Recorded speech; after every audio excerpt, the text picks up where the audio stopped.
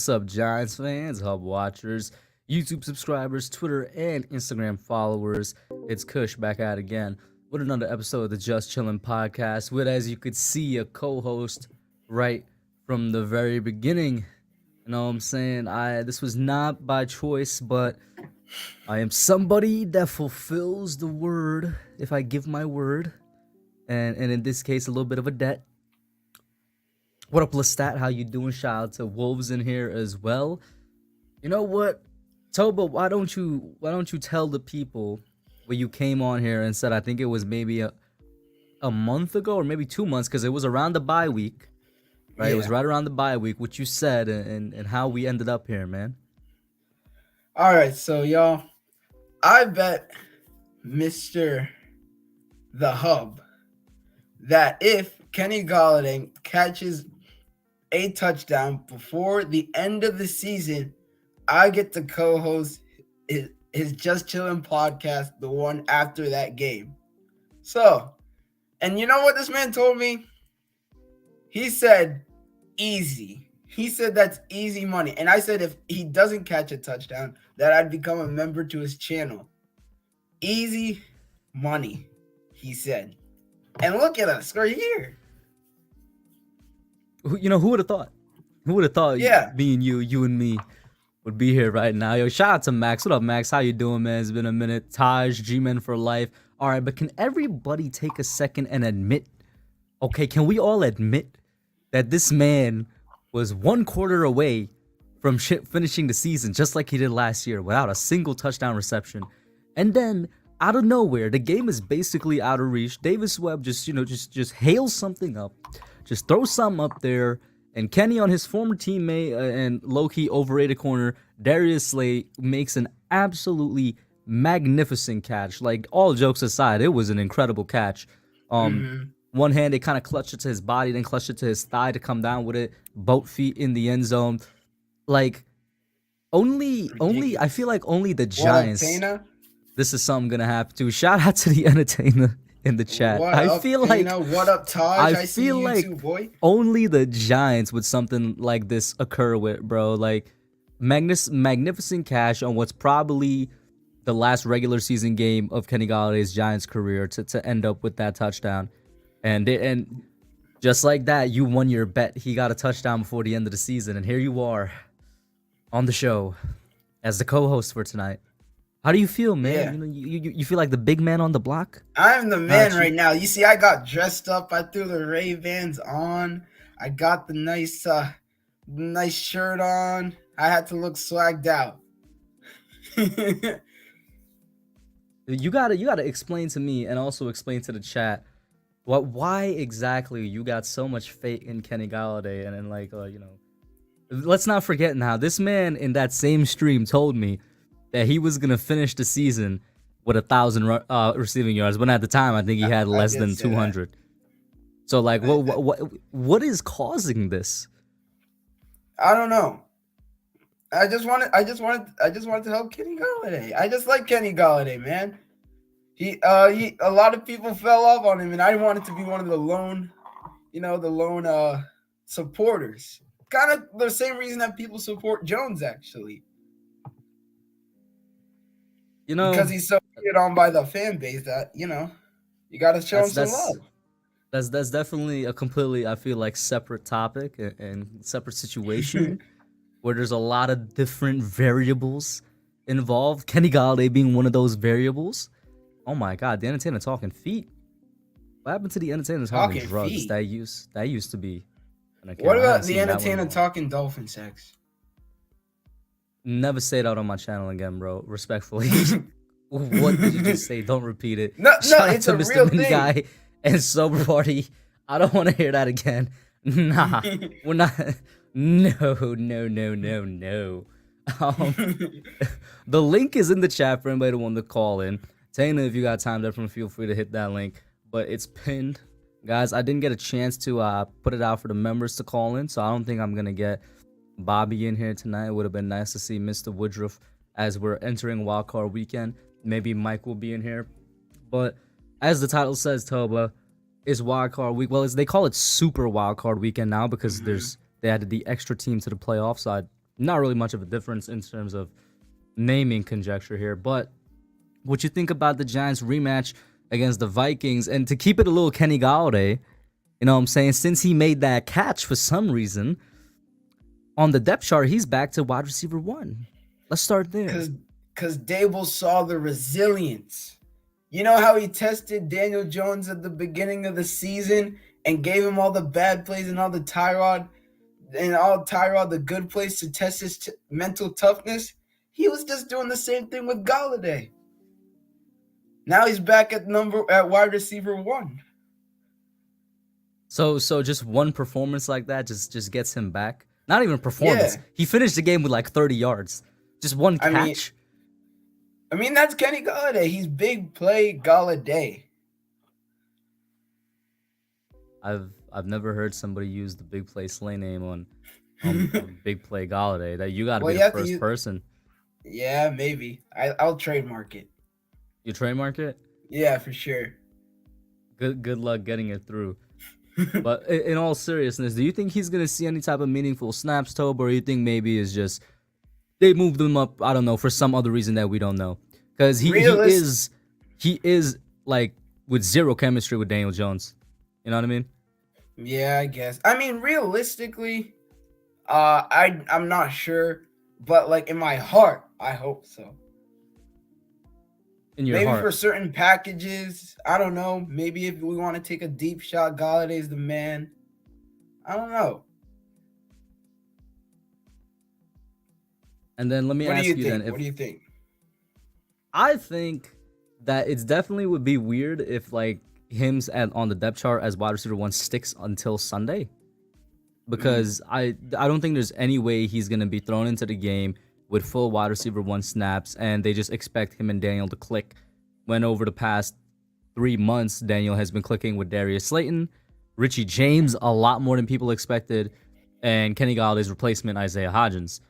So I think that those are going to be the 3 guys that are going to be involved the most, and those are the 3 guys that should be involved the most. They've kind of helped elevate our passing game a little bit, especially in these past couple of weeks. If he does get snaps, I'm gonna be honest when I say I don't know how many it would be. Yeah, I really don't know like how they would even use him. What up, Rob? How you doing? And yeah, Taj said it in the chat. Dave's talked with Golladay on the bench after the touchdown too. Maybe he was just congratulated for his resilience and his professional. I think a coach can congratulate a player after making a good play. I really think that was like the extent of it. But I see Taj is trying to compare it to when Dave's talked with DJ after the Titans game. I wouldn't compare it to that just because it's like, realistically, guys, I don't see him being thrown in with like an awful amount of snaps this game. And speaking of this game, Toba, how do you feel about it? How do we match up against the Vikings? Now, we are Sunday at 4:30 p.m. Everybody knows that Kirk Cousins plays elite football at 1 o'clock. But any time after that, he's average, and then in prime time, he's terrible. So, what you think? And so let me tell you kind of the story about the first touchdown. I went to a restaurant it was just me and my brother to watch the game because they didn't have it in Florida because we were on vacation. Mm-hmm. We went to like a restaurant in Florida just to watch the game, and the Vikings broke my heart. They really did on that 61-yard field goal, man. I was pissed off for the rest of the day. So I'm looking forward for some vengeance. Mini guy out here trying to suggest Golladay has experience playing the Vikings. True, but then why didn't we use him against the actual Vikings game, that's true, but at the same time, the last time he probably saw meaningful snaps against the Vikings, he was on Detroit, and that Vikings defense had a better secondary for sure. Like, we all know this Vikings secondary that we played a couple weeks ago is a little bit weaker because we have a weak wide receiving core, and we were able to kind of just, like, pass at will on them. Not taking that away from Golladay, but, definitely something to bring up, I guess.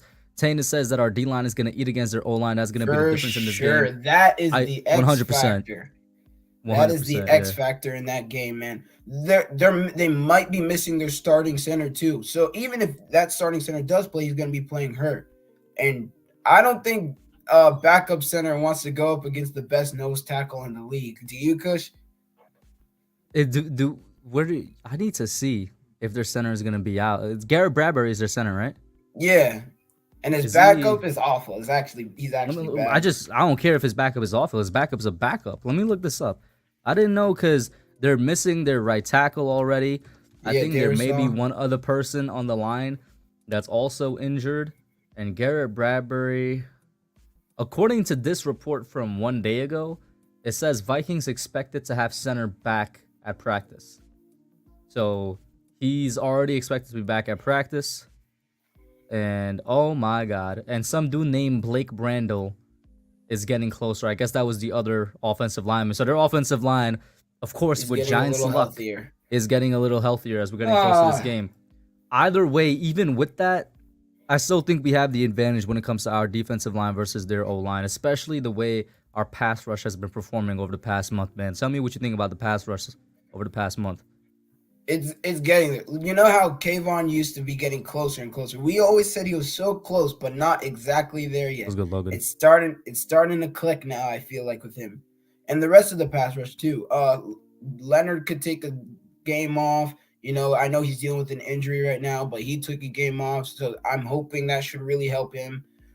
Dexter just needs to be Dexter some more. If we can get Aziz back healthy, he's been really effective when he's in the game. I like our chances, man. I'm hyping myself up. Mm-hmm. So they're on their third string right tackle and third string center. Just going through back here. Oh, yeah. Speaking of getting healthy, we're getting Adoree Jackson back. Yes. Listen, I said it. I've been saying it since, like, I think midway through the season. I said Vikings fans are going to cry when Fabian Moreau locks up Justin Jefferson. And now he didn't necessarily lock him up, but that secondary did a damn good job. I think. And now we're getting our number one cornerback, and I expect him to do better. Of course, NFL is crazy. Adoree could come back and Justin Jefferson explodes for an amazing game. Yeah. But it just brings more confidence to this defense, which already did really good against the Vikings. How you feel about Adoree coming back? I like Adoree. I'm not sure if he's gonna be. You know, he's been gone since the Seattle game, man. I'm actually kind of nervous for him. He hasn't played in the Seattle's like week 10, right? So he hasn't played in like 8-9 weeks. I don't know if it was week 10. It might have been like week 9. Or yeah, I think around week 9. Yeah, so it was a long time ago. So I'm kind of scared about that, to be honest. But what do you? I know you're a big flop fan. Where do you think he fits in this defense? I said since we drafted Cordell Flott, hashtag fear the Flott. Make sure, you know what I'm saying? Make sure y'all got that trending anytime this man makes a good play. Always thought he was somebody that was really young, maybe has a major impact next year in his second year as a pro. He had a good game against the Eagles, in my opinion. Oh my God, he played so well. He looked like the future of the NFL out on that field, in my personal opinion. Okay, but in terms of where he fits, I don't think he necessarily needs to have a major role this game. I think you roll with Adoree, of course, Fabian.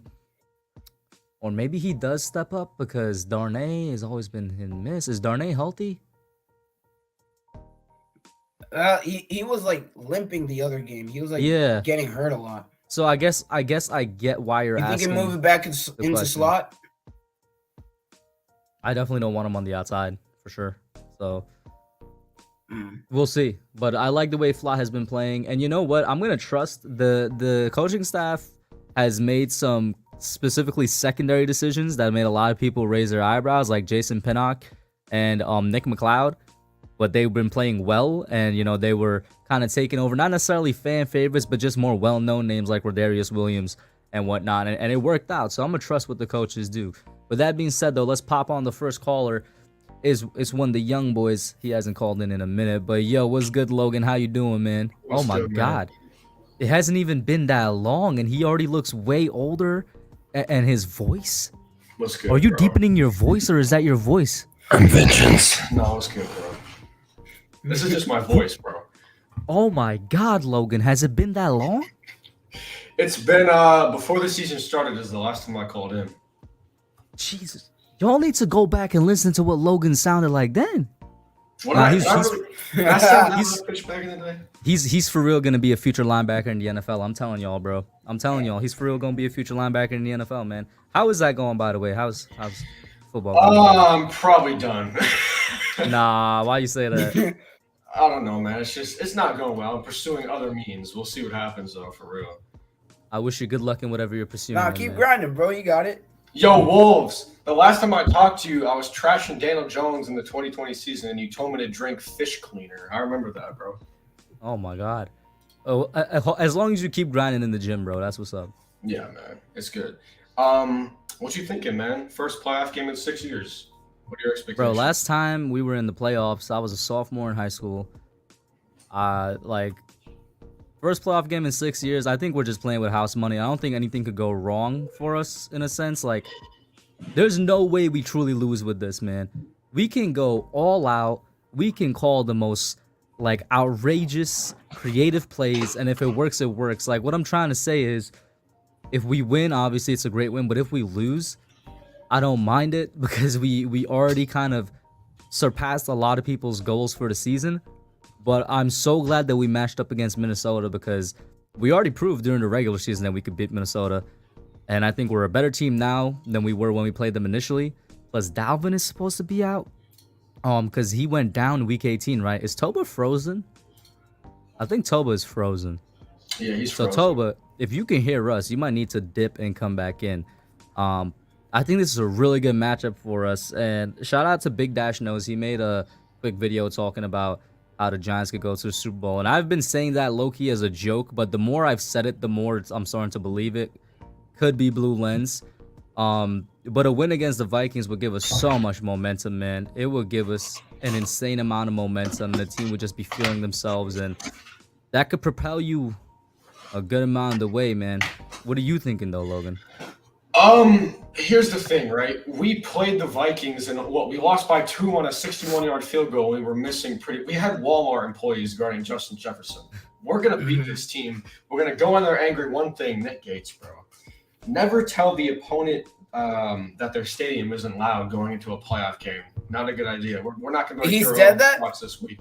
Yeah, he's like. When did he say that? Why did he say that? I have no idea. But he's like, it wasn't that loud. I'm like, bro, you don't do that. Now, luckily, we got our boy Danny Dimes, so I think we're going to be fine. Barkley's been all right these last 6 weeks. He was cooking in the first half of the season. Then he got that shoulder injury. But I think the Giants are going to win by at least 7, bro. Let me actually hear you. You mentioned Daniel, and like you said, the last time you called in, it was kind of talking about Daniel. You've had the full season to see him. What'd you think about his full season?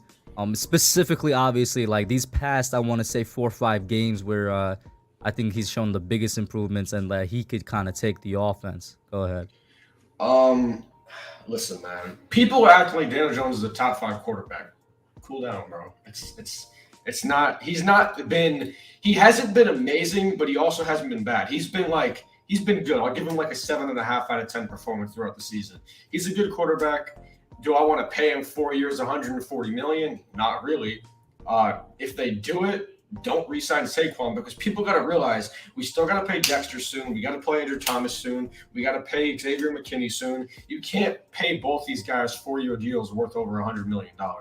But Daniel's been good, man. He's been solid. I like his performance. Yeah. And obviously there's no empirical, logical evidence to back this. This is pure feeling. I'm so with Mr. Mini Guy, bro. We either lose our first playoff game or we go all the way. I'm just saying. Hey, man. It's happened before. We can catch fire. I know I sound crazy. It's about when you get hot. It's all about timing. And we're low-key getting healthier. You know what I mean? We're low-key getting healthier. But Logan, I agree with you. Daniel has played extremely well and at times amazingly well during the season. And I feel like everybody should be giving him credit in the sense that he showed me personally something that I didn't see before, and that's another level of consistency over the course of the season. He's shown that he's kind of hit and to be honest, all of everybody's sort of nagging points on him, which is improve the speed at which you read the field, improve how you read the field in general, decision making, the way how fast you get the ball out, learning how to use your legs properly, which of course has been extremely effective this year since he has over 700 yards rushing. And several times he's helped us legitimately win the games with game-winning drives. So I have nothing to complain about. At the same time, I agree with you. There are fans that go to the extreme that kind of act as if Daniel Jones is a flawless top 5 quarterback in the league. And if you even say a little bit of criticism about him, and sometimes it's not even harsh criticism, they call you a hater. But that's kind of just the situation with the Giants, because the guy has gotten a lot of hate in his first couple years with the Giants for sure. What about you, Tobe? What you think about that? I don't know, man. A lot of people, it's so extreme. It's become so political with Jones, man. It's like it's either you're so all the way on the right or all the way on the left. Like, there's no like in the middle with Jones. It's like he's the franchise quarterback given $240 billion and for a lifetime. Give him a Mahomes contract. Yeah, give him a Mahomes contract. Or it's he's dog crap. I'd rather have Stetson Bennett. Like, I don't know. Like, I mean, I try to be as fair as I can with Jones. I just want to say, there's somebody I low-key consider a friend off YouTube who has this account called Stetson Bennett Burner, and they're always in my DMs. So just because you mentioned Stetson Bennett, go ahead. Yeah, and like he's dog crap. What's up, Hefe? Call in if you can. What's up, Hefe? Bro, I'm a big Hefe fan. I'm a huge Hefe fan. Anyway, but I'm happy with Jones, honestly. I really am happy with Jones. I don't know. I haven't seen I've been a Giants fan for 7 years. All right. So since like 2014. So I haven't really seen elite Giants quarterback play. So I don't know. Wasn't Eli still elite in 2014? Wasn't that the last year he made the Pro Bowl, or was it 2015? Like he played like regular season while it was the last time he had a great season. I think it was 2015. And despite us losing that Packers playoff game, Eli showed up. Yeah, he did ball on that Packers game, and then Odell broke my heart. Yeah, we don't talk about that. Yeah. You see, like, here's the thing, man. Daniel Jones has been really. I'm neutral with Daniel Jones. I'm right in the middle. There's some fans, if you don't say he's elite, they're gonna be mad. And there's other fans that if you say anything good about him, they're gonna be mad. Daniel Jones, he's not. He's slightly above. He's like 25% above average. He's good, bro. I'm putting him in that Kirk. He's a top 15 quarterback for sure. I'm putting him in the Kirk Cousins tier. That's where I'm putting him. Top 5, no. Top 10, no. Top 12 is. I probably have him right at 12. That's really good. That's better than what I said. I said top 15 for sure. And listen, he's the quarterback for next year at least. Like, I don't think anybody should question that. He's the quarterback for next year at least. Logan, let me get another thought out of you before I pop on. CJ is up next. Are the Giants going to be a legitimate? If we say we lose this playoff game by like 3 points, we improve the offensive line in the offseason, we got our secondary put together. Can the Giants be a legitimate Super Bowl contender next year? Yeah, because I think you just listed everything that really needs to be filled in. Offensive line, corner. Maybe the only thing you didn't mention is linebacker, but you don't need a super perfect team to be a Super Bowl contender. Like, you definitely don't need a super perfect team. So if Jones continues to play the way he does, if Saquon continues to play the way he does, I think those are the two biggest things on the offensive side. I'm fine with the defensive side. We fill in those couple of holes, then yeah, Super Bowl contender. Scorpio Emperor King, yeah, I've been saying it since we clinched, bro. Super Bowl bound. Logan, thank you so much, bro. It's been a minute, man. Good luck in whatever endeavors you pursuing now, bro. Yes, sir. Shout out, Logan. Next Do you have up, a Twitter? Logan, yeah, he does have a Twitter. Yeah, I'll just put it in the private chat, actually. Yeah, send that to me. I got to follow you, boy. Bet. In the private chat. Let us get CJ on here now. CJ, what's up, man? How you doing? Oh, what's up? What's up, whippersnappers? How y'all doing this evening? What do you mean by whippersnappers? I'm the senior statesman. You guys are obviously the two young pups. All right, man. Sure thing, bro. Sure thing. Nah, man. Again, playoff football, I never thought it would come. I never thought it would get here this fast. Within year one of this rebuild, it's been exhilarating. Seeing our levels of improvement from a week to week standards. Honestly, Daniel has been a main talking point. I'm going to piggyback off on what Logan said initially. While I am not in the camp, while I was never in the camp that Daniel is this bottom 5, bottom 10 level quarterback, I always felt that he was like sort of middle of the pack. This year in particularly, he has well surpassed my expectations. He's absolutely the Giants quarterback moving forward. At the very least next year.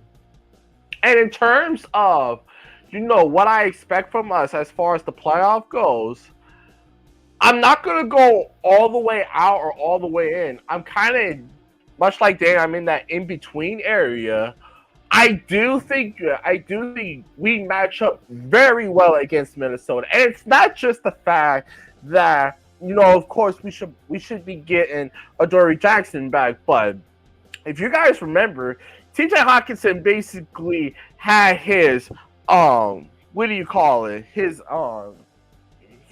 biggest game of the year against us, and another factor that we were missing in coming off that game was the fact that Xavier McKinney was out. So the fact that we're getting our top 2 defensive backs back for a matchup of this caliber is exhilarating in and of itself. I have us winning this matchup. As a matter of fact, I might as well just go all bold with it. I think we're going to be in the NFC title game. I think we're going to be in the Super Bowl, bro. Like, I've been saying that. I think if we win this, we're legitimately going all the way. Because, CJ, listen to what you're saying. You say if we win this, we're in the NFC title game. If we win this match and we go advance to the NFC title game, that means we beat the Eagles. Yeah. If we beat the Eagles, we can beat the 49ers, who are going to match up against. Okay, no, first of all, never said, come on, No. The 49ers are the hottest team in the NFL right now, and I think probably the most dangerous in the playoffs. Yes. But the 49ers versus the Eagles have a better team top to bottom. So if we can overcome that, we can overcome the 49ers. And at that point, if the Giants are in the NFC title game, we are the hottest team in the playoffs, not the 49ers. I'm just saying. Kush, you're my boy. You're my boy. I've been a supporter. I've been a young supporter of this channel, appearing on it as many times as I can remember. However, there are levels to this. The 49ers have the most complete and the most stupidest roster that I've seen from an NFC team in ages. To compare this version of the Eagles team to this Niners team, where they're going to be missing Lane Johnson. The Niners are about as healthy as you could possibly gather. Just getting Debo back is only going to make them even more frightening. I love the optimism. And again, my main mantra this whole year, I wish that I would be wrong. I'm hoping that I'm wrong. But in all likelihood, there is the Chiefs, the Niners, the Bills, and the Bengals. And then there's a bunch of other teams scattered around in there. Now, thankfully, we are one of those teams. We are amongst the most healthiest, the hottest, and dare I say, one of the most complete teams. I mean, we all know what our bread and butter is in terms of the running game. Daniel is fun. Daniel is finally coming to his own as a quarterback with much little around him. I mean, seriously, a D-level receiving corps and a C-plus offensive line at best. Don't start farming W's to get the chat to agree with you by saying things that you know they're going to agree with you with. Get back on topic. Get back on track. We're not talking about Daniel Jones right now. And plus, Kenny Golladay. We got 2016 Kenny Golladay back too, so we're chilling. Toba, it's chill not out, a deep. bro. It's not a deep receiving core Oh anymore. my god, bro! Toba. Hey, I get to talk my shit today. I get to talk it. You know what? For today, you didn't even use the correct year. It would be 2019, not 2016. Exactly. Kenny Galladay. Kenny Galladay wasn't even in the league in 2016. No, he wasn't. This is his 5th year in the league, I think. He was drafted in 2017. Oh. Yeah, that's right. So you know what, Toba? Listen, no. Toba, I'll do you this solid. For this week, you can have as much Kenny Galladay admiration as you want because the dude balled on Sunday, and he had arguably the catch of the year against Darius Slay. Heads up, young fella. But that is not arguably the catch of the year. Catch of the year was that catch Justin Jefferson had against the Bills. You need to stop forgetting. It's in the top 5, so that means it's debatable. I'm just saying. Shout out to Marjorie, bro. No, it was the Jordan Pickens catch against the Browns. Let me get back to the topic, and I need people, the Giants fans, in the chat to put your thoughts on what I'm about to say. In CJ, this is CJ's simulation. Yes. In CJ's what am I saying? Hypothetical situation, right? He said that if the New York Giants defeat the Minnesota Vikings this weekend, we will advance to the NFC title game in this hypothetical situation, right? Where we will ultimately get steamrolled by the Niners. Hold up, bro. I didn't interrupt you. I'll let you go. All right. So, I said, if we win this wildcard game against the Minnesota Vikings, we will advance not to the NFC title game, but to the Super Bowl. CJ called that blasphemous. He said it was heresy. He said it was the worst thing he ever heard in his life, that like I should be jailed for it. But let me explain. If we can beat the Philadelphia Eagles, who top to bottom are one of the best, if not the best rosters in the NFL, starters and backups, CJ, starters and backups. If we can beat them, which in both of our scenarios, we beat them, there is no reason we cannot beat Brock Purdy and the 49ers, who are a really good team. Let me finish. They are an amazing team. They're the hottest team in the playoffs, and because of that alone, they're probably the most dangerous. But guess what? If we're in the title game, we are the hottest team in the playoffs, not the 49ers. And we beat a team that's better than them. So we can beat them too and advance to the Super Bowl. Chat, what do you think about that? Let me Shout out to the entertainer talking feet. Okay, y'all. Let me okay, y'all. What do y'all think about that, chat? Okay, Young Rock. Settle down. I like what you cook, Kush. Promo King.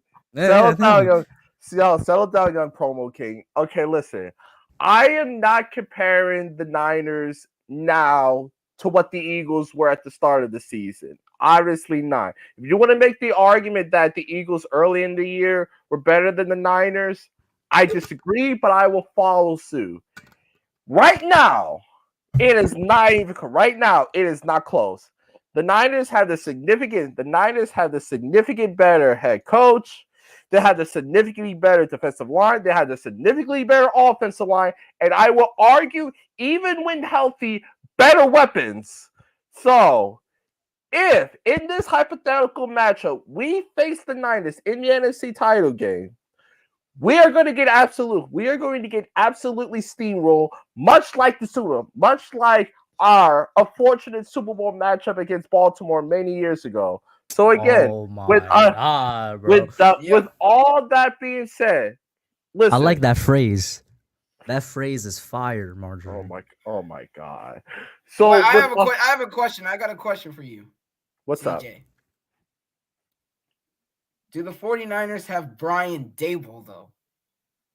Do the 49ers have Wink Martindale, though? No. It does not matter what roster. That's the motto of the Giants. It doesn't matter the roster. We get the job done. No matter who's on the field. Listen. We're a top defense with Nick McLeod at starting corner, bro. We have Jalen Smith as our Mike linebacker, bro. he stinks, and look at our defense. We're still killing people. We just signed in week 18 our number one inside linebacker, bro. Gerard Davis is about to be our number one inside linebacker. He just got signed, bro.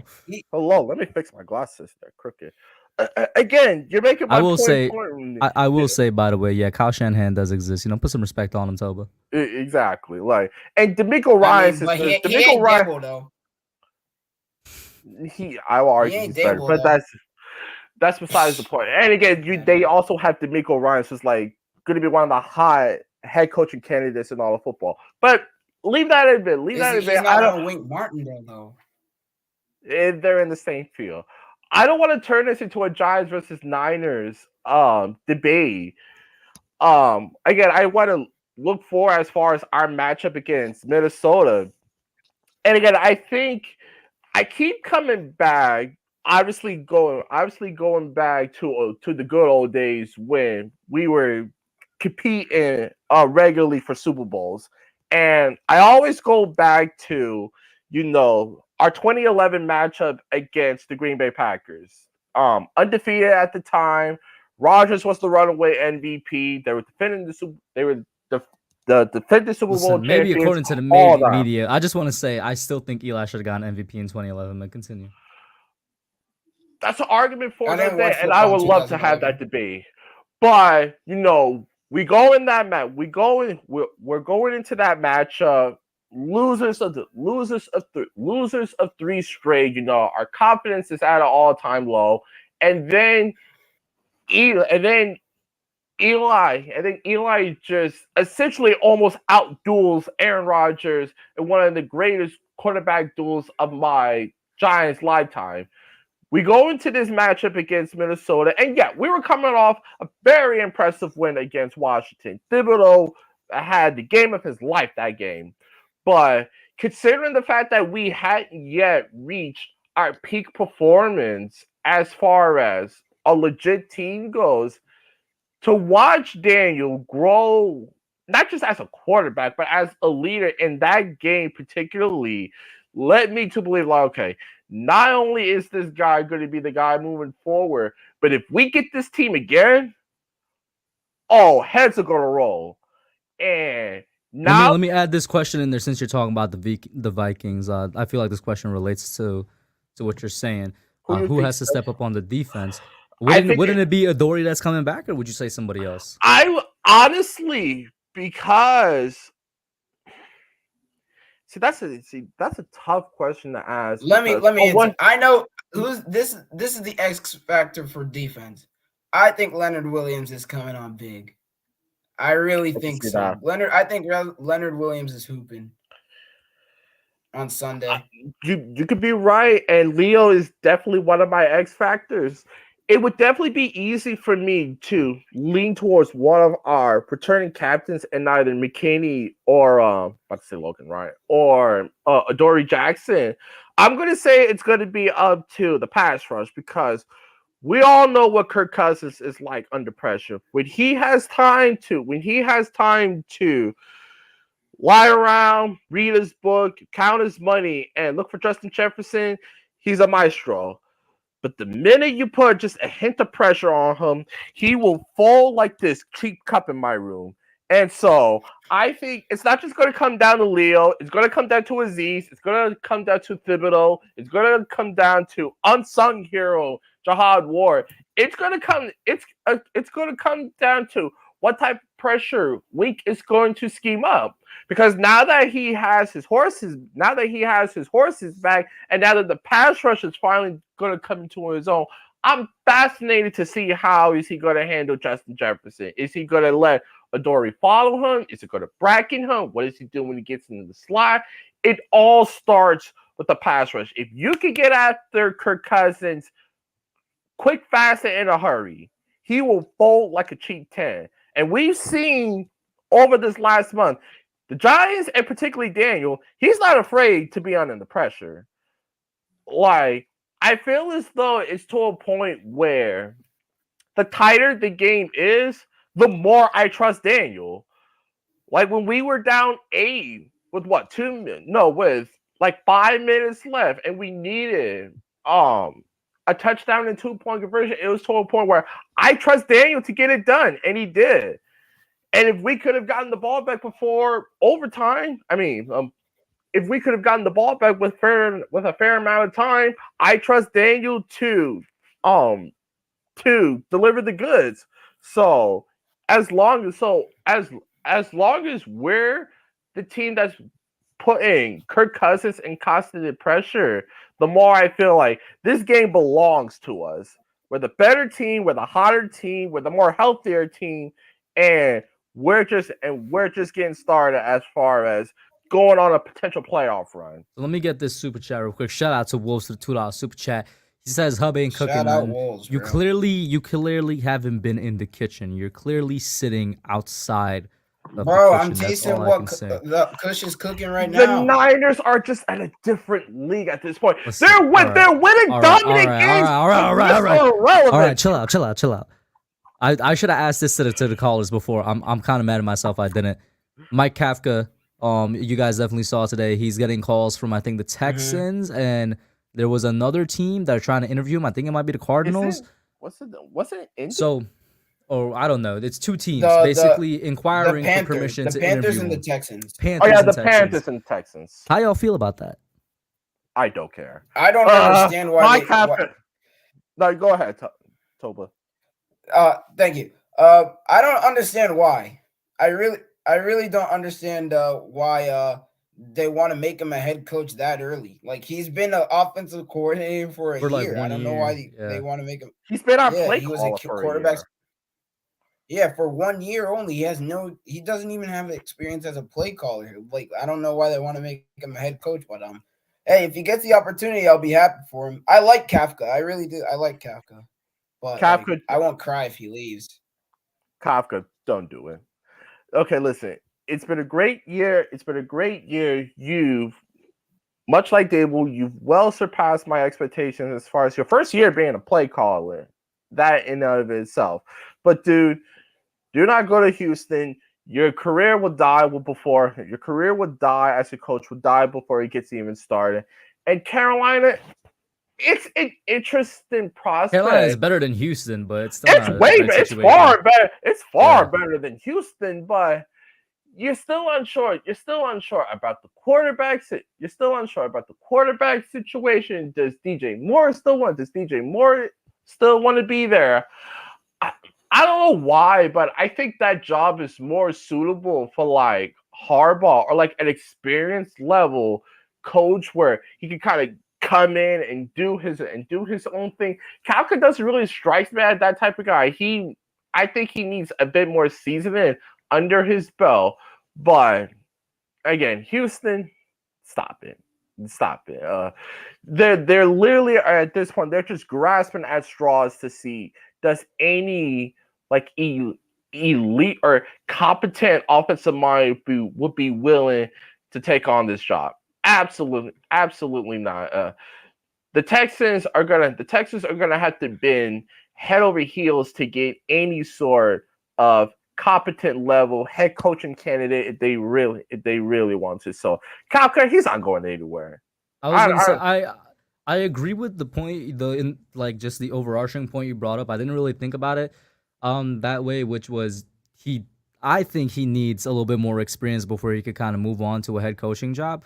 I'd be more worried about losing Wink than Kafka.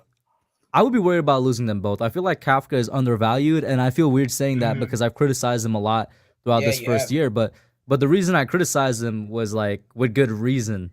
You know what I'm saying? I never kind of came at him like with no type of bad reasoning. I only came at him when I feel like he had called a really bad and questionable game. But I said on last week's podcast, I'll say it again. He's had an impressive first year as an offensive coordinator. And from the beginning of the season to now, our offense has evolved several times. And as we've seen over the past month, become something really, really nice that I'm excited about. And that's credit to Mike Kafka. He's trusting the players more. And we're a team that can kind of run up the score on other teams now, like a couple other teams, which I haven't been able to say since 2015, like literally 7 years. And that's credit to Mike Kafka. So I would be worried about losing both. prior to this stretch of games, if you would have told me that there was going to be any point this year where the Giants fully opened up their offense, I'd be like, nah. And blew out a team? Exactly. Blew out a team, bro. This team does not have the personnel, and I don't think that's really Kafka's identity as far as opening up the entire offense. But over the last month and a half or so, I have been, again, pleasantly surprised in what I've seen from Kafka, trusting Daniel more, and trusting the passing game, not being as dangerous with as many rollouts here. Oh, we're really only using Daniel's athletic ability in key situations. So again, to see both Kafka and Daniel kind of grow as a unit, as a duo, has been pleasantly surprising. But again, it's only been for one stretch. Like, let's see now if he continues this going into next season. Once we put some real weapons around Daniel, then next year I'd be worried about losing him. But right now, nah. I'd be more worried about losing Wink, just because Wink has an established system, like the same system that he's been running with us has and been. It has flaws. We've seen that it has flaws. Well, yeah, but that's because we don't have the personnel for it. Even when he has personnel, go back and look at the Ravens. Like, the flaws is that he blitzes too much. Like, that's the flaw. Well, no, but to go back to my original point, like with Wink, we know with Wink, every general manager knows what you're getting with him as far as his defensive game plan. With Kafka, it's just now starting to be established. I think I'm not gonna take away from his value. I think that's what low-key makes him even more valuable. That he's evolved and become a really good offensive coordinator just his first year. So we'll see what happens. But CJ, let me get your last thought before I pop you and then bring Nova on here. Nah, thanks for popping on, CJ. No problem, Toba. You're a good man. Again, Justin. Overall thoughts, I'm excited about seeing how we match up against Minnesota for a second time around. Again, I don't want to say that this is reminiscent of the 2011 run, just because I truly felt it in my bones that the Giants were on the verge of going on a run. But hey, like I said, the Giants' entire mantra this year has been proving me wrong. So if you think that we win this game and could go on a run, I'm all here for it. Kush, you're the man. Toby, you're a good kid. I will speak to you guys later. See you, CJ. Have a good one. Before I pop on Nova, Toba, go ahead and give your thoughts on the Kafka being called on for head coaching interviews. Yeah, man. Like I said, it's kind of weird, but I really do like Kafka. I know it's really popular in the NFL to like hate on your coordinator. I mean, it's a hard job, and it's a job that you can easily be frustrated at. And I don't know. I don't really think he's ready to be a head coach, to be honest. Okay. I mean, I agree, because I feel like he needs a lot more training, but I just want to say, Flex, we kind of already talked about it. I don't think he's gonna get too many snaps. It doesn't make sense to sort of throw him in when he has basically zero chemistry with the offense, especially with Daniel Jones. Yeah. Maybe he gets a couple of snaps, but I think you gotta rely on three dudes that's been there. And then I'm guessing this is a Vikings fan. They say if the Giants covered Jefferson and Hawkinson, the Vikings still got KJ Osborne, Adam Thielen, CJ Ham, Irv Smith, Alexander Madison, and Jalen Reagor. You're probably trolling with throwing Jalen Reagor in there. But we saw that when we played them 2 weeks ago. Yeah, we saw that with the Packers. Forget the Packers. Shut down Justin Jefferson. When we played the Vikings 2 weeks ago, we were fine. Yeah, we were fine. I thought our defense. I thought we played all right. I don't know about that one, bro. All right, let me and King Chris, I agree with you. The biggest X factor is going to be the D line. I don't know about if we need 4 sacks a game, but they've been coming on strong, and I think they're going to be there. Hey, shout out to Viz, man. What up, Viz? How you doing? All right, Nova, what's up, man? You got a bone to pick with me, bro. You were saying I wasn't cooking, bro. What are you talking about? Bro, you're not cooking, bro. I told you got to post that to the fucking page. I'm telling you. I was cooking amazingly, bro. You was cooking or something. I don't know. some crack in the trap house, like I used to say about Aaron Robinson in preseason, because he was looking scary. Although, you know what's funny? What I kind of miss happened to Aaron Aaron Robinson. Robinson? He Where did he partially go? tore his ACL. Like Aaron he Robinson had to is get the his new appendix removed. bro. He's the new whatchamacallit, that dude that we took in 20. He's the new Sam Beal. Yeah. Aaron Robinson is literally the new Sam Beal. He had to get his appendix removed after week 1. Then he came back in the Bears game, made one tackle and got folded in half and tore his MCL and partially tore his ACL. I was like, I just don't understand. But anyways, I forgot about him in the middle of the season. I only think about it more because, Fabian has come along and he's been serviceable and pretty good as a number 2. But it's just bro, Darnay Holmes, bro, that man is just cook chicken in the slot all the time. But he's a good tackler. Bro. But Aaron Robinson is also a really good tackler. But if they felt like his coverage skills were good enough to play the boundary and be a number 2, I just want to throw this in there. Durant got a point too. I ain't never seen Ellison Smith on the field one day in my life. Ellison Smith is a myth. We talked about he blocked the punt versus in the first game against the Eagles, and then he hurt himself on that play, and then I cannot stand that guy. The whole I just want to say I don't get why Giants fans. I don't get why Giants fans loved Ellison Smith. They never saw him do anything, and they just they continue to root for him. Like, what has he done? The whole 2021 draft class is a myth. They're myths. So annoying. Bro, they don't exist. You know that angers me because Matt Perry, you know why that angers me, because you guys know I'm a huge Azeez Ojulari fan, and Justin. Shout out to Justin Pennick. Justin posted this the other day because I didn't realize. Shout out Justin. People call me crazy when I said Azeez. I still think is better than Kayvon. People call me crazy, and I'm like, I would understand. But then Justin Pennick posted Azeez's rookie stats to Kayvon rookie snaps. And for context, Kayvon only has, I think, 40 more snaps than Azeez did. Or is it 40 less? There's a 40 snap difference between the two for their rookie years. And in the rookie years, Azeez had 8 sacks. And Kayvon had 4 sacks, obviously, as we've seen. And then this year, Azeez literally he's played 6 games, I think. And he has 5 sacks in 6 games. This guy was literally averaging close to a sack a game. If he could somehow stay healthy, I'm telling y'all, he would be the true key to unlocking this pass rush. He's one of the biggest X factors to winning this game, and especially if they're gonna make any noise in the playoffs, it's gonna be on the defensive line. It has to be, because I feel like if they're all when they're all healthy and clicking, I feel like they're the strongest unit on the entire team. Kind of by far, actually. Exactly. I agree. And I agree with Logan in the chat. Azeez would have been an all-pro. And the underrated thing about Azeez is his chemistry with Kayvon. I'm not sure if you guys saw it on Twitter. Yeah, they work well together. Kayvon made a hand signal to Azeez. The signal, when he brushed across his face, when he you saw it, Nova. Yeah, for sure. So I feel like they work so well together, and they could be a really dominant pass rushing duo, which is what I'm super excited for. But it's been so disappointing because Azeez cannot stay healthy, and he's my Nigerian brother. I didn't know he was Nigerian. And real quick, Marge Bomb in the chat, she says I think I saw this. The referee for the Wildcard game is Adrian Hill, who was the referee during our Minnesota game in Week 16. The Giants were called for 7 penalties and 63 yards, while Minnesota only got called for 2 penalties for 14 yards. Any thoughts on that, gentlemen?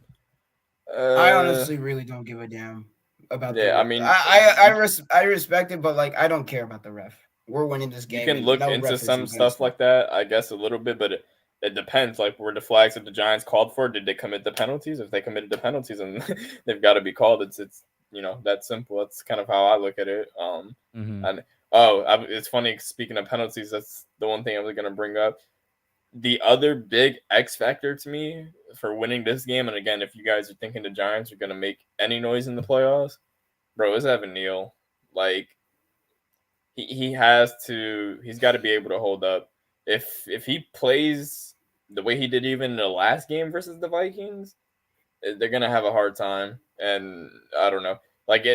That's going to be the 2 X factors is on both lines. It's is the D-line going to be able to get consistent pressure? And is Evan Neal going to be able to hold up?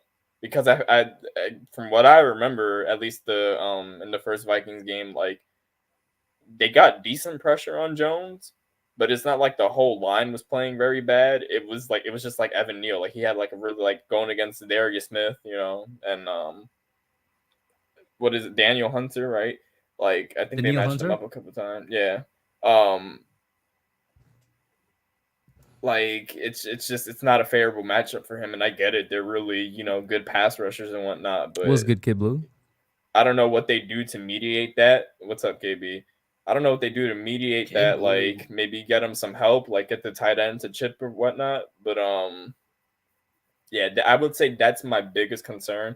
And the other thing is because everybody's very adamant like on a Dory coming back, but I've been seeing reports that his status is still like up in the air. They don't even know if Dory's coming back in this game, which is crazy to me because it's like how how are you still hampered by this? Because they were saying he was supposed to return like in the Colts game. I was thinking, Bro, if he's and then still not back, bro, we gotta low key, we gotta get on Dable a little bit more because yeah, like crazy. that was an egregious decision, but it's just crazy DM to me, me. Logan. Like what I don't know that Adore thing. Like hopefully, I mean, Dable did say that he's expecting him to practice tomorrow, but again, he's practiced pretty much the entire weeks the past 2 weeks. So I don't know.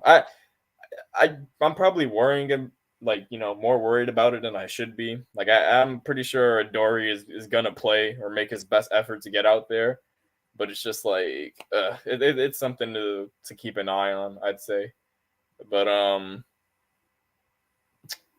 other than that, other little things, I guess probably some unsung heroes or like little players to look at that could make impacts that people might not be thinking about. I mean, I think you mentioned it already earlier with the Gerard Davis, and I remember on the last stream I said that too, where I was like, I'm really interested to see what they do with Gerard Davis because I think he could, be a very serviceable linebacker, which is something the team desperately needs. And he looked good in the game versus the Eagles, so I definitely want to see him like getting more reps. I don't know what they're gonna do like in terms of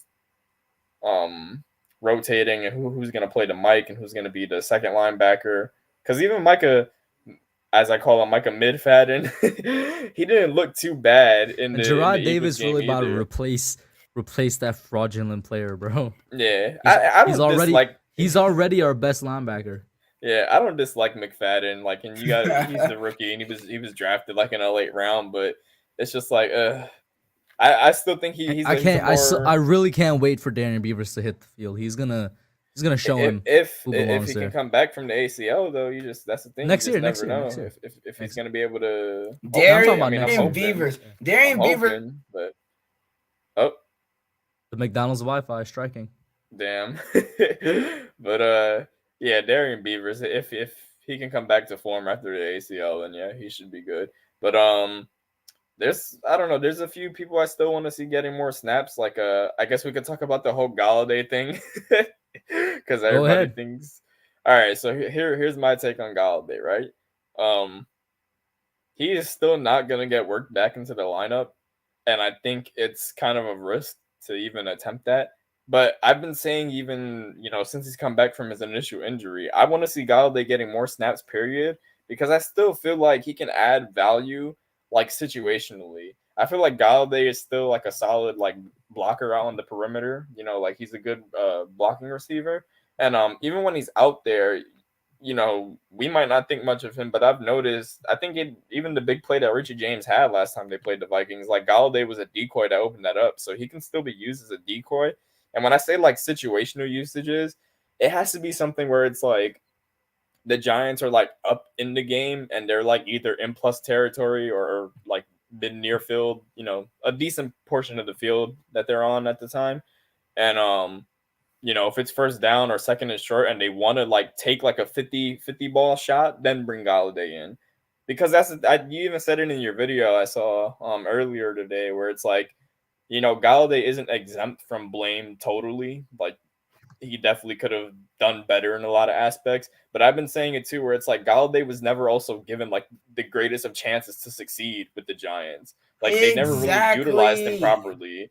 And that's the thing. Like he doesn't look as good as he used to. And, I remember even like Lions fans were kind of telling Giants fans that when they signed him, where they were like, wasn't that there like a report or something where supposedly doctors told the Giants that after his surgery that he wasn't gonna be to form anymore and that they still signed him anyway or something like that. Yeah, So something like, along those. We never got confirmation, but it's like heavily rumored. Yeah. yeah. So I don't think we were ever, going to get peak Detroit Kenny Golladay, but in terms of like he lost like the little bit of explosiveness that he did have, but still the ability to just, go up and make the 50-50 contestant catches, like they never thrown him those like since he's been with the Giants. Exactly. Like I don't get it. Like when Darius Slayton makes some mistakes, he drops the game-winning ball that would have beat Washington. He still gets reps. When he fumbles against the Colts, he still gets reps. But when Kenny Golladay just drops it 2 times one against pass, the Texans, like sit your ass down, like I don't get it. Like they sit him for 10 weeks. Yeah. And that's the thing. You can't expect him to. The ball. Just give him a chance to go get it. That's how you use Golladay. You send him deep and throw it up. Yeah, and that's what I mean. Where it's like, he hasn't been given the most fair or greatest of opportunities, but at the same time, he still is to blame for some stuff. So I don't think that again he's gonna be brought back into the forefront or become a focal point or anything. But I still would like to see him getting. I don't want to see him just getting 2 to 3 snaps a game for like nothing. I want to see him at least be targeted at least once or twice a game for something like going into playoffs. That's what I've been trying to tell Kush, man. Yeah, at this point, I think he even said it, Kush. Like, it's like, what do we have to lose? Like, we're in the playoffs. We've already overachieved. Like, we might as well use everything that we have at our expense. And that brings me to another point, too, because I'm sure you guys probably saw, but, like, they're working out James Washington today. You guys have any thoughts on that? Like, let me get some of these comments from the chat real quick. Let's see here. Yeah, we agree with you there, King Chris, for sure. Logan, thank you for popping in. He probably already had it. Bye, Logan. I love you, bro. Man. Let's see here. Alfonso says if he plays and takes snaps, DJ doesn't throw to him, and when he drops it, oh yeah, you guys I think already talked about that. Now in terms of James Washington, I mean, how good do you guys think he would be compared to like the 3 receivers we've had so far? Like I don't think he's gonna be that much better. I don't either. My only thing is exactly, because he did have a pretty successful season with the Steelers last season. I went back and looked at his highlights earlier today too. He made some like nice big plays, like a couple touchdowns. He's another type of big body, like he goes up and high points the ball. But that's the thing, it's just depth, because it's like, I mean, we saw it in the Eagles game, like because they were resting everybody. The only 2 receivers that were out on the field the whole game were Golladay and Marcus Johnson. So it's just like, God forbid, like something were to happen to like, Richie James, like he's our savior now, but like Richie James or even Hodgins, like we don't have the depth, and especially like at slot, because I think James is literally the only one who can play like the slot position right now. I guess Slayton like from time to time, but I don't know. I mean, with Washington, it's just one of those things where it's like, why not? Like, just sign him to the practice squad and elevate him. And if we get eliminated and we're not losing money off of it, you know what I mean? Then just cut him. We go into our offseason. So I don't know. It's just something I thought was interesting. I mean, do you guys really realistically expect us to kind of sign anybody going into this playoff game? Like, how much time would they even have to practice with the team? No, there's not enough time. The game is too important. It's too important. Like, they can't have someone, all right, here's a playbook. You're going to play the most important game the Giants have ever had since 2016. Here's the playbook. Get ready in 2 days. It's like, you mentioned OBJ as a joke. I think everybody's kind of come to terms, but he's just going to be a regular free agent this offseason. Yeah. It is what it is with OBJ. Marjorie says it's a good depth move to get Washington. I guess I could see that. I mean, like I said, he's definitely not going to be starting. I don't think that's enough time to learn anything. Ooh, good question. Good question. Maybe that's why. I don't know. But what if we're looking for a new returner? Why is Khalil Pimpleton still not have been given a single shot? Like because he can't catch. KB literally said it, bro. The man can't catch. Shout out KB. Doesn't he like McFadden? Like, he does. He's a Micah McFadden stan. I'm a Darren Beavers guy. That's my dude. Yeah. But now we gotta address. We kind of avoided it. I mentioned it a little bit. All right. Why did you think I wasn't cooking, bro? Just you tell me the Giants are not going to the Super Bowl. Bro, we're just getting too far ahead of ourselves. Like, let's just beat Minnesota first. Here's the thing, right? Like, I'm cautiously optimistic about this Vikings game, but this is still gonna be like an uphill battle for the Giants. Like, this is not gonna be an easy game by any means. I saw people saying that supposedly like Cook is out. Where did they hear that? I saw that he got like a little banged up in the Bears game, but I didn't hear anything about him being out. I hope he got banged up. Pause. Hey yo.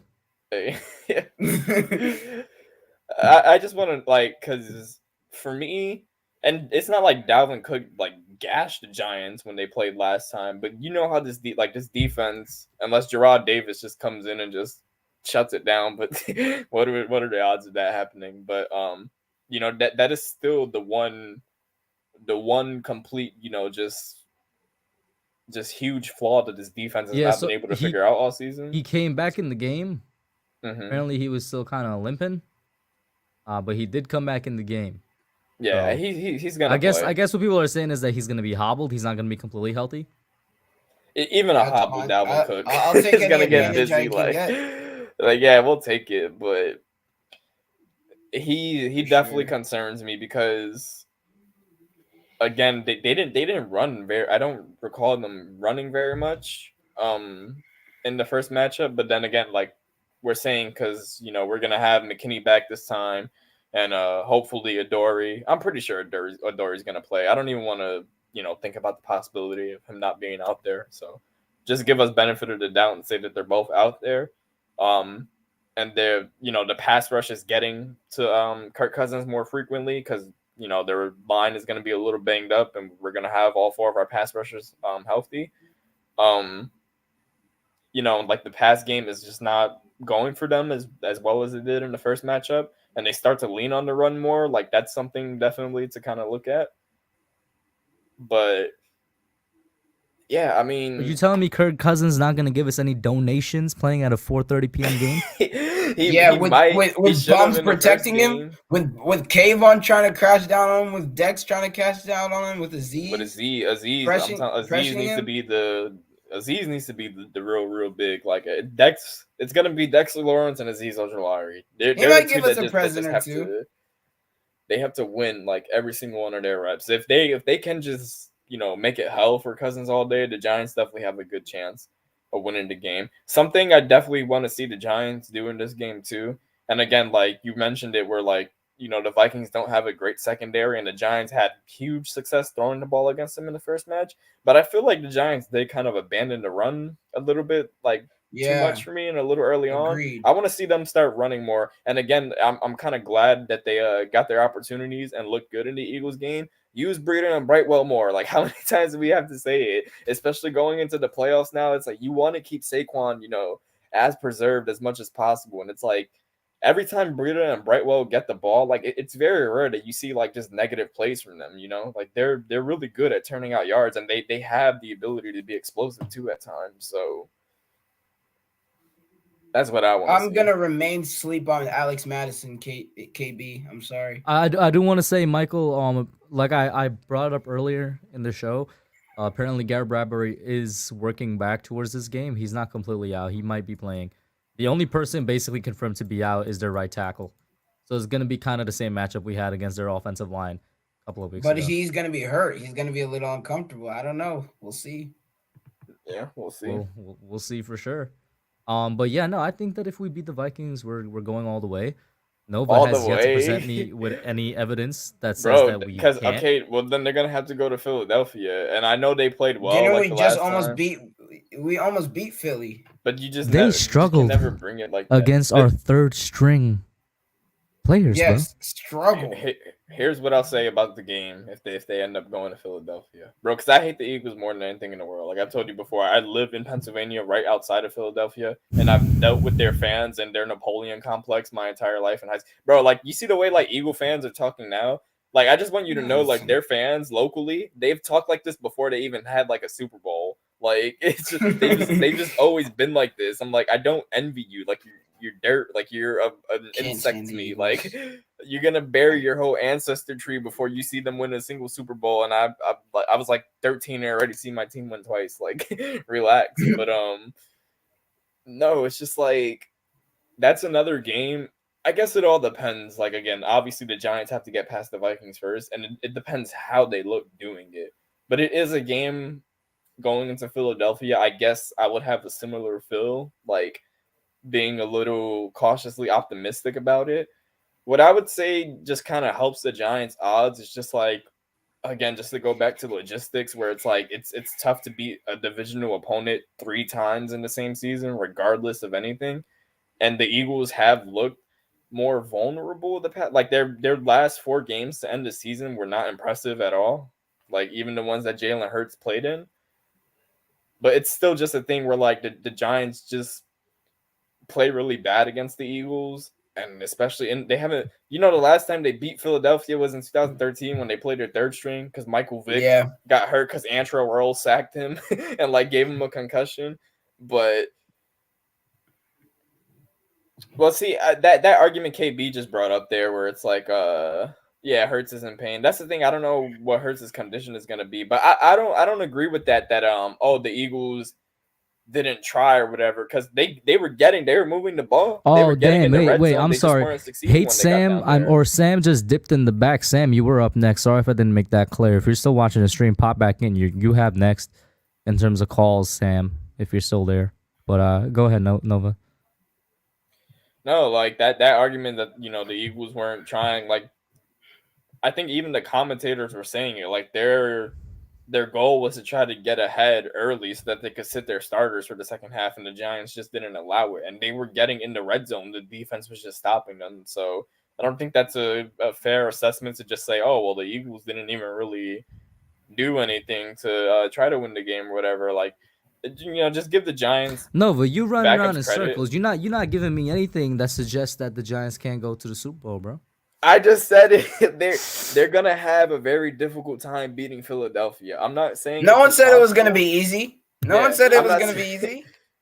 How do you honestly like the odds? Philadelphia versus the Giants is gonna low key be the NFC Championship game, like better than the NFC Championship game. But it can't be the championship game. What has the Giants? No, I said it's gonna be better. It's gonna be better, yeah, because okay. we're gonna match up against them if we make it past. What has Dable been known for this season? Why is Dable the coach of the year?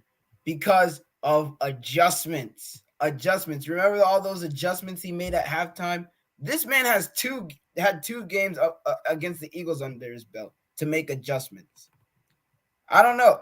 We see the Eagle 3 times and he's not going to figure out a way to get them. I don't know about that. It's just like when we in 2011 when we lost to Dallas both times, or was it 2012? Or 2007? When we lost to Dallas, we got swept by them. And beat them in the division. We met them in the playoffs and we took care of business, bro. Exactly. Nova, I got to pop you out though, because I gotta get Sam in. Thank you for calling in, man. Shout out Nova. Man. Yeah. Sam, what's up, man? How you doing? What's up? How are you? What up, Sam? I'm good, bro. How you feeling? I'm feeling good. I mean, we haven't felt like this in the last 6 years, right? But usually by October, we're looking at draft prospects on who we're picking in the top 5. So I mean, right now, to be honest, we played meaningful football. Go ahead, Soba. Let me admit something, bro. I'm doing the draft. I just love the draft. I'm doing draft all year round, bro. I do I'm too. I'm always looking at draft stuff. I do too. It's like it's just fun to look at who can be there. I'm addicted. I don't know what it is about this upcoming draft. I don't think we're gonna have a 1st round pick. I think somebody is gonna come that we're not expecting. I think we're gonna do what Philly did last year. Trade back? No, not trade back. I think we're trading for somebody for a receiver. Hopefully, I think what came out today. I don't know if you guys talked about it. DeAndre Hopkins wants out.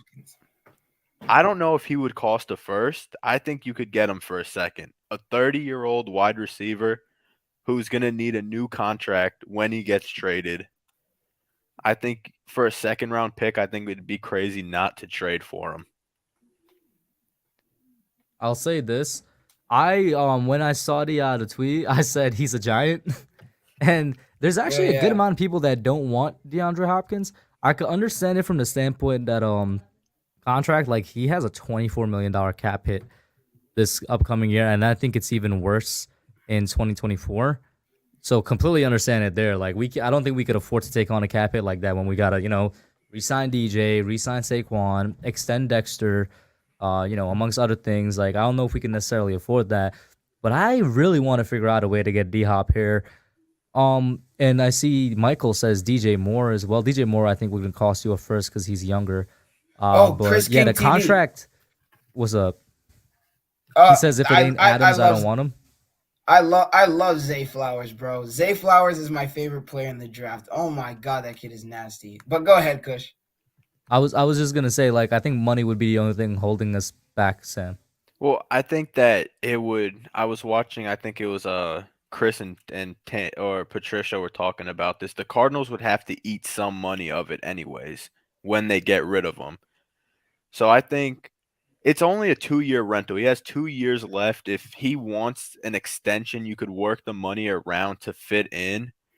In 2 years, right now you're already in the playoffs after year one of year one of a new rebuild with the new coaches. I think adding a player like D Hop, and then that he doesn't have to be here for a long time. After a year or two, you get rid of him. You go and you draft another guy. But I think for Daniel Jones' development, but like, how would for that year or two though? He's gonna cost a lot. Like, are you saying that we give him a new one? Like, we can't give him a new. It would have to be somehow reworking it. Well, I think it would be he wants a new contract extension, and I think that the way it would work is he would still stay on the 2 years he has left, but I think he wants a little more money because I think it's 2 year. I think right now he has 2 years left in his deal, and it's like for like 40 million, something like that. I think he wants more, but I think we could structure it in a way where it's like how the Bills did with Allen, playoff bonuses, workouts, stuff like that, where it's more guaranteed and less on the cap hit. That's kind of what I think we're gonna do with Jones too. Mm-hmm. I don't think the contracts we give out. I don't think the contracts we give out are gonna be the set in stone price. Like if we give Jones 4 years, 100 million, we're not gonna be paying him 25 a year on the cap hit. It'll be more like high teens, and then the rest will be bonuses, kind of like what Buffalo does over there. It would be a lot of work, which is why like I kind of don't see it happening. But I would love for it to happen. Marjorie's this was when I mentioned a few players. She said Dexter committed to the Giants permanently with an NY tattoo on his bicep. I do want to say that doesn't mean anything. Tony. Yeah, Kadarius Toney had a New York tattoo. Oh no, Beckham OBJ had the skyline along with the logo. It doesn't necessarily mean anything.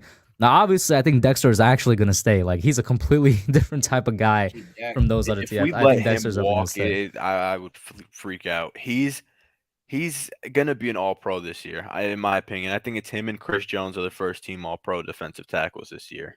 If we let him Quentin Williams is making a good argument, though. Quentin Williams has a great argument this year, his draft mate. I think, he leads defensive tackles in sacks right now, I think, with 11 or 12. No, Chris Jones, I saw today, has, I think somebody said 15 and a half. 15? Jeez. No, he doesn't. That's a lie. No way. Wait, let me look this up. I think I seen something on Twitter that Chris Jones had like 15 sacks. Yeah, he has 15 and a half sacks. Jesus. That's a quiet 15 and a half. No way. That's a really quiet 15 and a half. If I didn't see that, I wouldn't have thought that he had that many sacks. What? Yeah, that's super quiet 15 and a half sacks, man. I see a lot of people. Quinnen has 12. I think it's Chris Jones and at the position defensive tackle. Chris Jones leads. I think Quinnen is second. And Dexter's either third or fourth, one out of the two, but he's top 5 for sure. Well, whether he gets first team or second team, it's the same. But I don't think we could let somebody like that leave. And I think he brings a lot of energy to the defense too. Every time he gets a sack, I love when he does the dance. I think it's the funniest thing ever. I think you don't even need to bring up the energy. Like the fact that he's a young player that we drafted and is performing past where we drafted him, in my opinion, is reason enough. Now, do you guys? Agreed. I know we don't want like Dave Gettleman. I mean, in New York Giants, he's up there with one of the worst guys in like our franchise history, and people want his head on a stick. But looking back at his drafts, Do you think he just never got the right head coach to develop his players? Because looking now that we have a good coach, a lot of his draft picks look really good. I think I'm a. Nah, I don't mean to pat I just myself on think the he's. back too much. Go ahead, Toba. No, you got it. You got it. I was gonna say I don't mean to pat myself on the back so much, but I feel like I'm one of the perfect people you could ask this because I was a huge Dave Gettleman fan when he was here, and then like in his last year, I kind of like cheered it off, and I understood completely why they let go of him. I always said he was a great drafter for like the first round, sometimes first 2 rounds. But as a GM, you need to be a really good drafter in the mid rounds as well, and he never really hit in the mid rounds. Obviously, Darius Slayton is the biggest success that we've had in the mid rounds. And I mean, Julian Love's a pretty good 4th-round pick. Julian Love as well for sure, right? But like consistently hitting the mid rounds, and then the other half of being a GM is free agency, and well, he's definitely had way more misses than hits if there is Sure.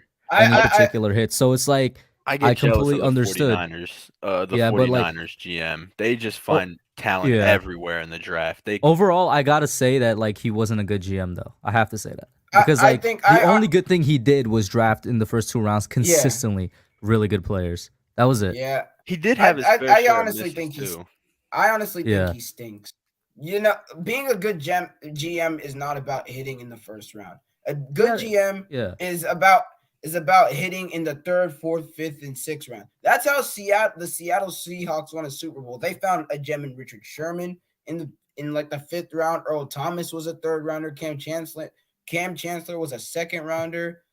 Russell Wilson was a 3rd rounder. And look at them now. Look at Tyreek Woolen, who was in the 5th round. That's how the Seahawks are succeeding. Tyreek Woolen in the 5th round. Who else did they draft? They got Abraham Lucas for their right tackle in like the 3rd round. So San Francisco's the same too. I mean, you look at a bunch of their superstars: Fred Warner, George Kittle, Dre Greenlaw, all these guys. They just all in the late rounds. That's how you win Super Bowls. It's not about hitting in the first round. To me, and also, like I said, the other half of being a GM, good free agency and money management and contract management. He might have the 2 worst contracts in Giants history: Nate Solder and Kenny Golladay. Seahawks are terrible at first round drafts. Yeah, they're not really. Then of course, Sam, just going back to your initial question where you said he never really had the coaches. Well, he's the one that hired the coaches too. So exactly, you gotta equate that. I also feel like he was a little bit pressured to get guys like Jason Garrett by Mara. I feel like Mara had a part in that he used to be. I wouldn't deny that, and I would accept that as a valid point, but it still comes back to your head coach should be good enough to work with him. And obviously Joe Judge, he fooled everybody, including myself, but Joe Judge was not that material. I think our guy, he would have missed too, looking like now that we've seen what happened. But I think Rule was our guy the whole time.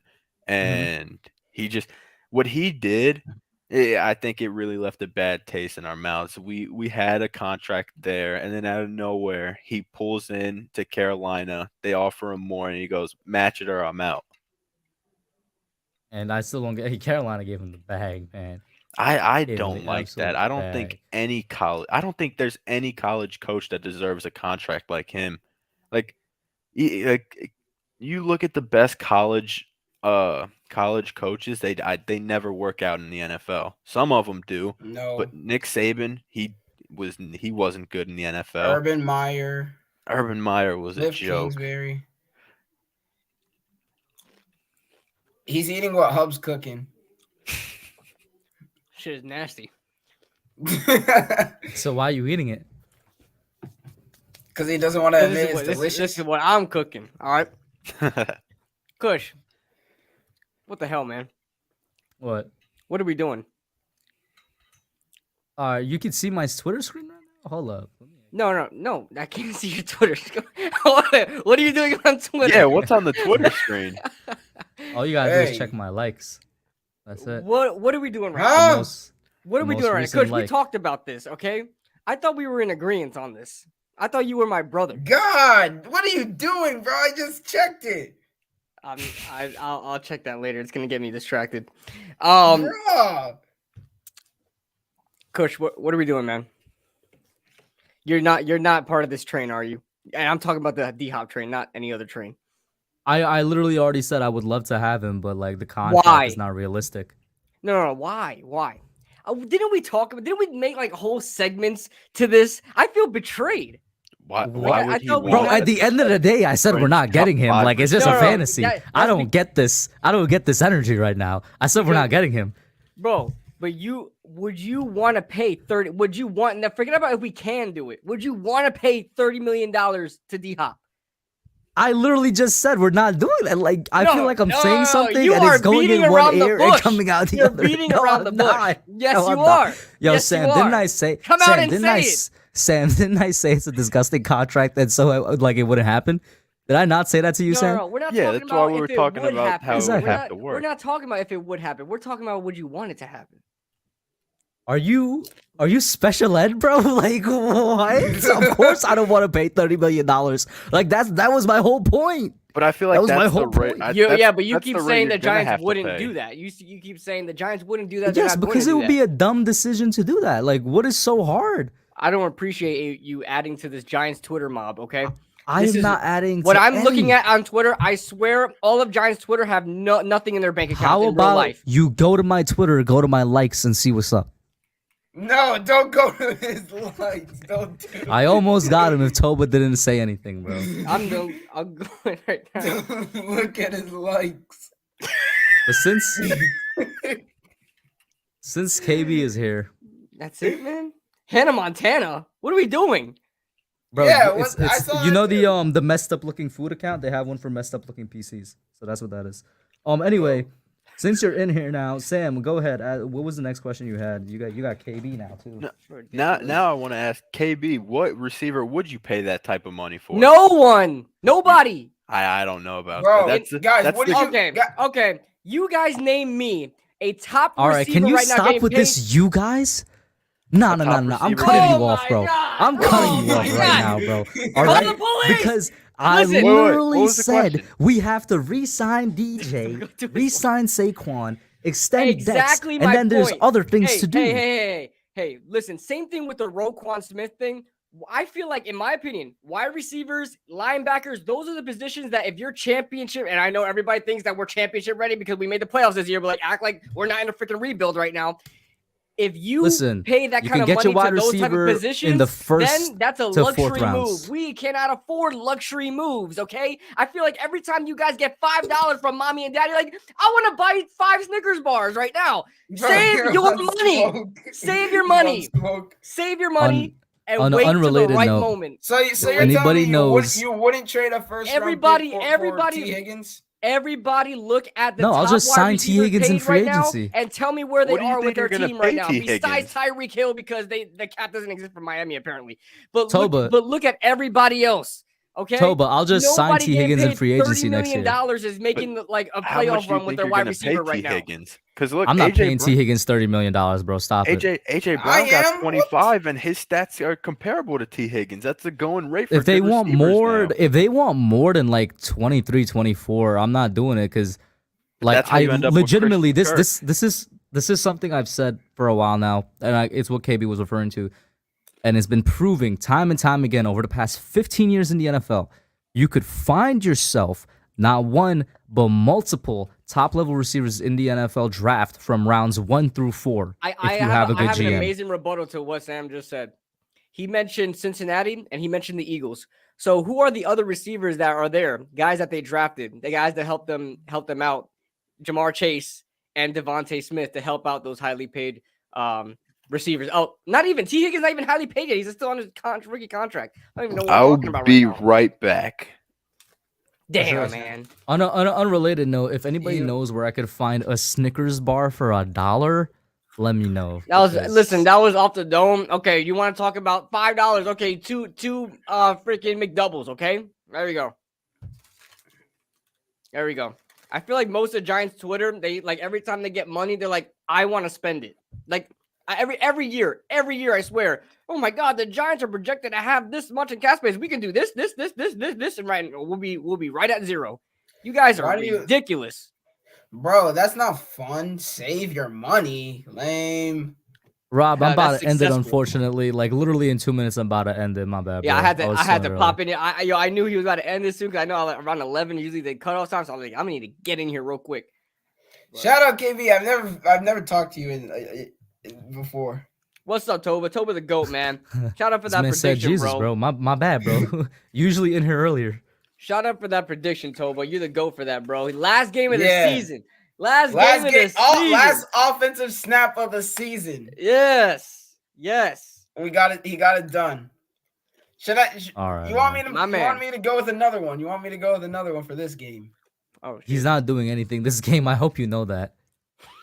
Bro, you I told hope me you know the that. same thing 2 months ago, bro. That was a way told me the larger same sample thing. size. He had several games to get a touchdown. Bro, Kenny Golladay doesn't need that sample size. All right, you want 100 yards from him?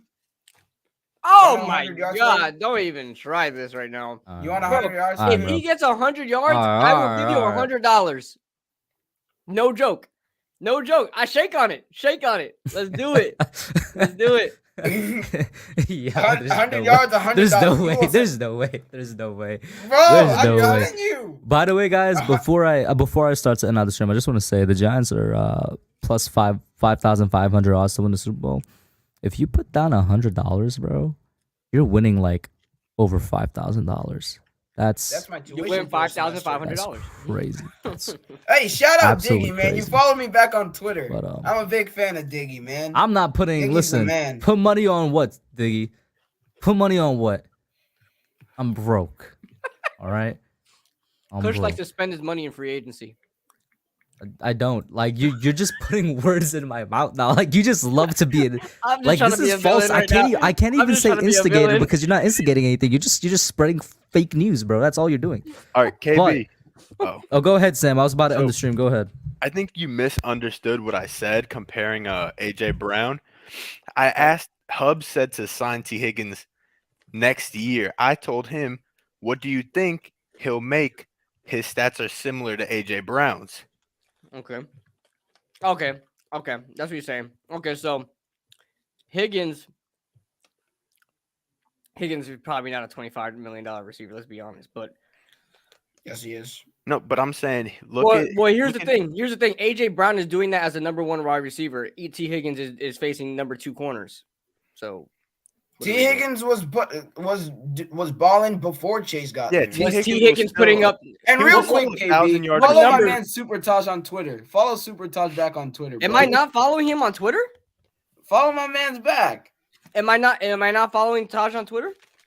No. But my point was, if you look at their stats before AJ Brown got traded, now he has 1,500 yards. He's having a way better year.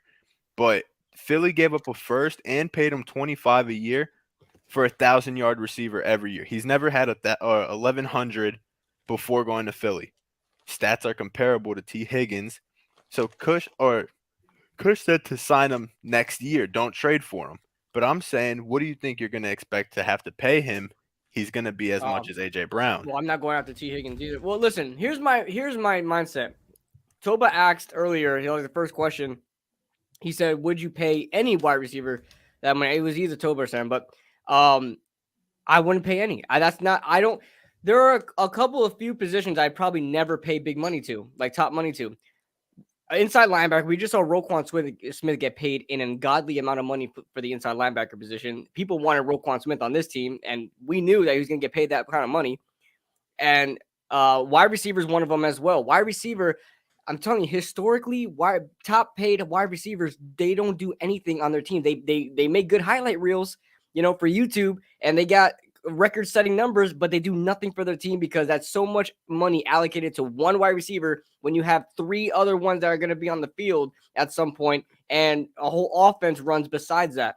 Of course, you have your Justin Jeffersons, you have your Stephon Diggs, stuff like that, but you need other guys there. If you really think that we should be paying $30 million to a wide receiver, you are telling me that you're okay with freaking poverty at the rest of your positions we have right now. I really don't got the time to go into this more. Toba, hold up. I just want to say I really don't got the time to go into it more. I'm gonna have to end it. I gotta dip out. I know what KB is going towards, which is what I was going towards. You could find really good and elite wide receivers in like the first 4 rounds of the NFL draft. And just answer Toba's question real quick. If he's homegrown, would you pay him the money or would you Yeah, just what if draft he's somebody new? homegrown? If he's homegrown and he's putting a production in for us, see, 30 million is so high, bro. Because I was very when we signed OBJ, for example, I was with it because OBJ at the time was making 20 million, bro. That was like only 6 years ago or 4 years ago, and it already jumped to $30 million for a receiver, bro. That's like that used to be top quarterback money, bro. We're talking about a wide receiver. We're talking about one wide receiver that gets 6 to 10 catches a game, bro. Bro, answer the question. I gotta end the stream. The No. money also goes up No. every year, though. No, they have to be the best wide receiver in the league to me. Sorry, I'm not paying some if you're a top 10 wide receiver, you're not getting $30 million. I'll end it at that. And on that note, guys, I'm gonna have to end it out.